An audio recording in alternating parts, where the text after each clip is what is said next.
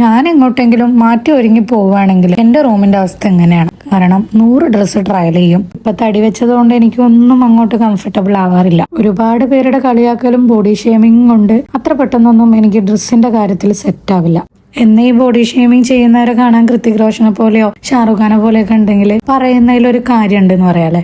ഈ ലോകത്തെ എല്ലാ മനുഷ്യരെയും എല്ലാം തികഞ്ഞ് പടച്ചോൻ സൃഷ്ടിച്ചിട്ടില്ല. എല്ലാവർക്കും അവരുടേതായ കുറ്റങ്ങളും കുറവുകളും ഉണ്ടാകും. ബോഡി ഷേമിംഗ് ചെയ്യുന്നവരോട് എനിക്ക് ഒരൊറ്റ കാര്യം പറയാനുള്ളൂ. നിങ്ങൾ ജസ്റ്റ് ഒരു തമാശയായിട്ടോ ഇല്ലെ കാര്യമായിട്ടോ ആയിരിക്കും, തമാശയായിട്ടായിരിക്കും ജസ്റ്റ് അത് പറഞ്ഞു കഴിയും. പക്ഷെ ഓപ്പോസിറ്റ് സൈഡ് നിൽക്കുന്ന ആൾക്ക് അത് എത്രത്തോളം മനസ്സിനെ എഫക്ട് ചെയ്യും, ഇല്ലെങ്കിൽ അവര് അത് ആലോചിച്ച് എത്രത്തോളം ഡിപ്രസ്ഡ് ആവും എന്നുള്ള കാര്യം നിങ്ങൾ ഒരിക്കൽ പോലും ചിന്തിക്കാറില്ല. ശരിക്കും അത് പറയാന്നുണ്ടെങ്കിൽ ഈ ഒരു സിറ്റുവേഷൻ കടന്നു പോയവർക്ക് മാത്രമേ ഞാൻ ഈ പറയുന്നത് അക്സെപ്റ്റ് ചെയ്യാൻ കഴിയുള്ളൂ. സോ ഞാൻ പറഞ്ഞു വന്നത് ഡോണ്ട് റിപ്പീറ്റ് എനിവൺ അഗൈൻ. പറഞ്ഞു പണി തീരാനായി. മെന്റലി ഞാൻ സ്ട്രെസ്ഡ് ആയിട്ടിരിക്കുന്ന സമയത്ത് എനിക്ക് എൻ്റെ റൂമൊക്കെ അങ്ങനെ ക്ലീനായി നീറ്റായി നല്ലൊരു ആംബിയൻസ് സെറ്റ് ചെയ്ത് വെക്കുമ്പോൾ മൈൻഡ് ഭയങ്കരമായിട്ട് റിലാക്സ് ആവും കേട്ടോ. കൂടെ ഒരു കുളിയും കൂടെ കഴിഞ്ഞാൽ ഓൾ സെറ്റ്. അപ്പൊ എങ്ങനെയുണ്ട്?